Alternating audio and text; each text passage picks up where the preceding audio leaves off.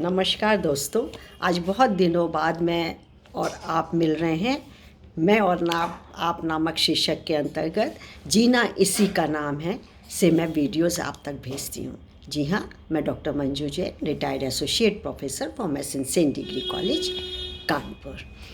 मेरा नमस्कार है आपको।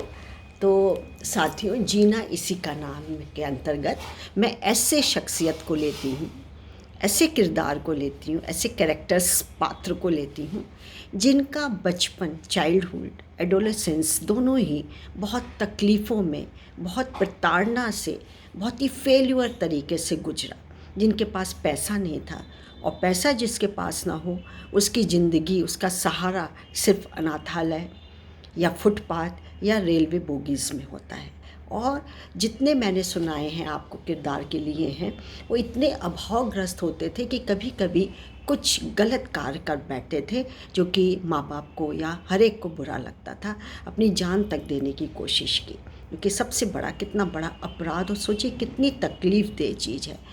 लेकिन जब उनके अंदर की शक्ति जगी, कोई ऐसा मोटिवेशन उनके अंदर आया, मोटिवेट हुए वो, और उसके बाद उन्होंने पीछे मुड़ के नहीं देखा। और उस अभाव में भी, उस प्रताड़ना में भी, उस तकलीफ़ में भी उन्होंने ऐसे ऐसे कारनामे किए कि आज जो उस पोजीशन में पहुंच गए हैं कि लोग उनसे प्रेरणा लेते हैं। कोई लाखों करोड़ों डॉलर का मालिक है, तो कोई करोड़ों की अकूत संपत्ति का मालिक है। किसी ने समाज सेवा बन कर के ऐसा कार्य किया जो कि सुनकर ही मुंह खुला खुला रह जाता है। तो साथियों, मैंने ऐसे किरदार को लिया हुआ है जो कि बहुत ही फेल्यूर इन लाइफ थे, लेकिन आगे चल कर के कुछ आगे बने। तो आज मैं एक ऐसे ही, जो कि सिर्फ 6 साल का था व्यक्ति, और उसकी मन पीड़ा क्या थी, ये उसने कैसे व्यक्त की है, वो आज हम बताएंगे। तो आप देखिए कि कनाडा शहर है। कनाडा शहर तो विभिन्न नस्लों से, प्रजातियों से, रंग से, ऐसे लोगों ने से बसा हुआ है और बसाया गया है। और साथ ही जो जिसका मैं किस्सा सुना रही हूँ वो कनाडा में आके बस गया। जी हाँ, हंगरी से एक परिवार आया, माता, पिता और 2 बच्चे। जिस बच्चे की बात कर रही हूँ वो हैं बालाज डब्ल्यू कार्डोस। हंगरी से वो यहाँ पे कनाडा में बसने के लिए आ गए। तो कनाडा में तो उनको तकलीफ़ जो सही तो सही, हंगरी में पैसे की इतनी किल्लत नहीं रहती थी। लेकिन जब कनाडा अमेरिका पहुँचे तो वहाँ पर अंग्रेजी भाषा, और दूसरा जो एक ख्वाब था कि हम ये करेंगे वो करेंगे, महंगाई की वजह से उन्हें उतनी जो कि है पोजीशन वो नहीं मिल पाई जो थोड़ी बहुत हंगरी में थी। लेकिन क्या करते, रहना ही था। तो माता पिता और 2 बच्चे थे उनके। तो माता पिता ने क्या किया, डबल ट्रिपल शिफ्ट करके वो कार्य करते थे ताकि जो कि बच्चों को वो पढ़ा सकें। पर 6 साल का अबोध कार्डोस जो थे वो बहुत दुखी रहते थे, अनमने रहते थे। क्यों? क्योंकि वो देखता था कि माँ बाप दोनों ही नौकरी पे जाते हैं और वो कुछ भी नहीं कर पा रहा है। और जब वो घर आते हैं तो 2-2, 3-3 दिन आपस में बात नहीं करते। और जब बात भी करते हैं तो क्या है, किसी बिल के ऊपर, किसी खर्च के ऊपर वो बात करते हैं। खैर कोई बात नहीं। ऐसा नहीं था कि उसके माँ बाप पढ़े लिखे नहीं थे, कार्डोस के पढ़े लिखे थे, डिग्रियां थी, और उसी की वजह से ही उनको छोटी मोटी नौकरी भी मिल जाती थी। खैर कोई बात नहीं है। और उसकी माँ तो जो कि है वो न्यूनतम दिहाड़ी में भी 2 या 3 शिफ्ट काम करती थी, जो भी काम मिलता था वो करती थी। लेकिन कार्डोस की बहुत इच्छा होती थी कि वो अपनी माता पिता के साथ घूमने जाए, नाचे कूदे, स्कूल जाए और अच्छे अच्छे कपड़े पहने, शूज़ पहने, सब उसकी इच्छा होती थी। लेकिन माँ बाप के पास तो वक्त ही नहीं था ये सब करने का, और दूसरा जेब भी खाली हो जाती थी महीने के अंत तक में या शुरू में।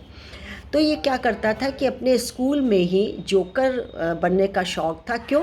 क्योंकि ताकि लोग मुझे देख के हंसे, हंसने के बदले में थोड़ा कुछ मिल जाए तो बेहतर है। इस तरीके से वो जोकर बन के लोगों को हंसाता था, लोग हंसते थे। पैसे की किल्लत तो थी ही थी, बहुत ज़्यादा थी, और माँ बाप के पास वक्त भी नहीं था। और वक्त जब मिलता था तो क्या है कि किसी से कर्ज लिया हुआ तो उसकी बात करते थे, या फिर कोई बिल भुगतान करना उसकी बात करते थे। यानी हर समय लड़ाइयाँ ही होती थी। और अंत में क्या हुआ कि जब ये मतलब हाँ, कनाडा लौटे तब ये 5-6 साल के थे, और लड़ते लड़ते कनाडा में ही 6 साल बाद उनका तलाक हो गया। सोचिए, वो सिर्फ और सिर्फ 11 साल के थे। अबोध मन हताश हो गया, रोते थे, चिल्लाते थे, अपने को दुखी करते थे। फिर खैर जैसे तैसे नौकरियां, मतलब माँ जो की है नौकरी करती थी और बच्चों को पालती थी, दोनों बच्चों को तलाक के बाद पालती थी, ताकि कि ठीक से उनका पालन पोषण हो सके। और माँ का रोज़ रोज़ यूँ जाना, उनको अंदर से तड़प होती थी, किसी तरीके से मैं माँ की मदद करूँ। खैर कोशिश रंग लाई, और स्कूल के बाद का जो समय था वो उसमें काम करने का मौका मिला। धीरे धीरे वो और थोड़े बड़े हुए, 16 साल 15 साल के थे, और 10वीं तक वो पढ़ भी लिए थे।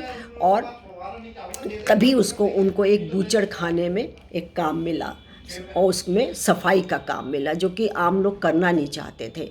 लेकिन चूँकि न्यूनतम दिहाड़ी से ज़्यादा पैसे मिलते थे, वो भी टेम्परेरी पैसे मिलते, टेम्परेरी काम मिलता था, कभी 2 हफ्ते, कभी 3 हफ्ते, कभी नहीं मिला ऐसा। लेकिन चूँकि उसमें पैसा अच्छा मिल जाता था, इसलिए वो उसमें घुस गए।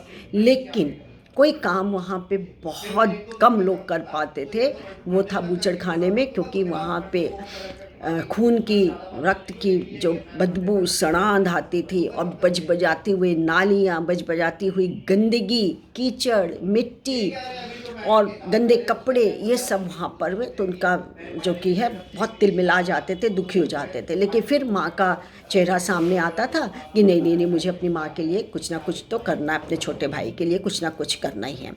फिर क्या हुआ, कार्डोस ने थोड़े बड़े हुए तो कार्डोस ने एक आरा फैक्ट्री में काम कर लिया, काम संभाल लिया।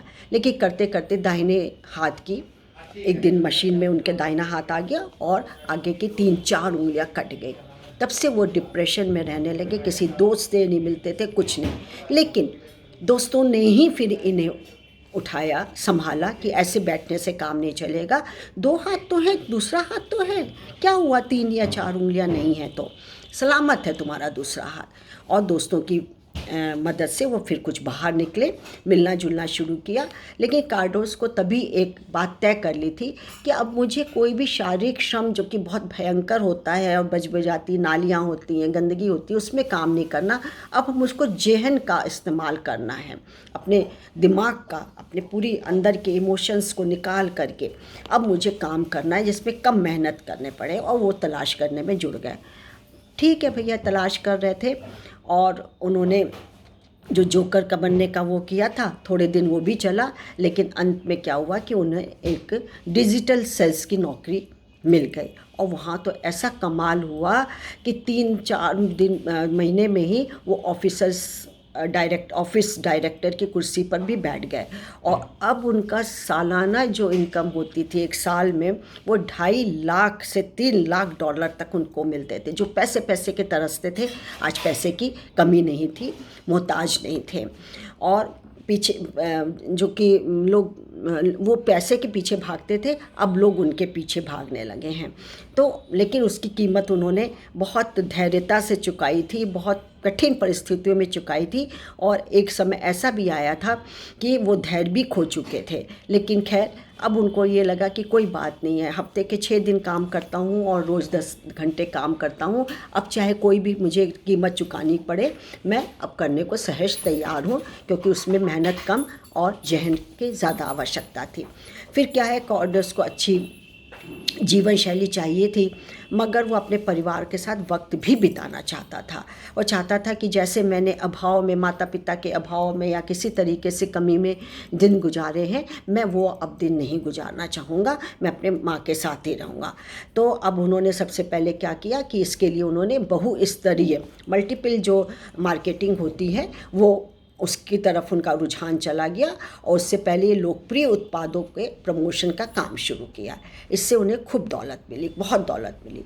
फिर इंटरनेट का काम की ताकत को पहचानते हुए उन्होंने ऐसा सिस्टम बनाया कि जब वो सो रहे हों तब भी उनके उत्पादों की बिक्री जारी रहे, क्योंकि एक तो वो परिवार के साथ समय भी बिताना चाहते तो दूसरा वो आराम भी करना चाहते थे, वक्त को ज़ाया ना करके उसका भी भरपूर उपयोग करना चाहते थे। तो जब वो सो भी जाते थे तब भी उनका काम जारी रहता था और उनका ये ऑटोमेटेड बिजनेस पैटर्न जो कि बहुत फैल गया, बहुत बूम कर गया।